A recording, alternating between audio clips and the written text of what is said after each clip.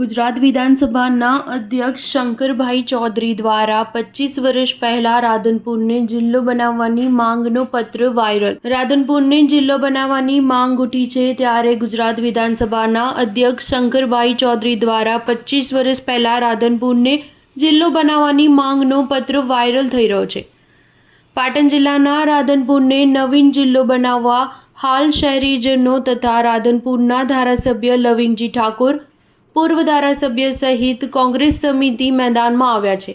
ત્યારે ગુજરાત વિધાનસભા અધ્યક્ષ અને રાધનપુર વિધાનસભાના પૂર્વ દિગ્ગજ ધારાસભ્ય અને લોકસેવક શંકરભાઈ ચૌધરીનો 25 વર્ષ પહેલાનો 2001માં જેઓ રાધનપુર વિધાનસભાના ધારાસભ્ય તરીકે હતા ત્યારે તેઓએ રાધનપુરને જિલ્લો બનાવવા સરકારશ્રી જોડે માંગ કરી હતી। તેઓ પત્ર હાલ સોશિયલ મીડિયામાં ખૂબ જ વાયરલ થઈ રહ્યો છે। શંકરભાઈ ચૌધરીના વાયરલ પત્રને લઈને રાધનપુરના લોકોમાં ભારે જોશ જોવા મળી રહ્યો છે અને લોકો એવું માની રહ્યા છે કે રાધનપુર 100% જિલ્લો બનશે। ત્યારે જોવાનું રહ્યું કે ગુજરાતની સરકાર શું નિર્ણય લેશે, જેના પર સૌ લોકોની નજર મંડરાઈ રહી છે। Star news 7 Radhanpur.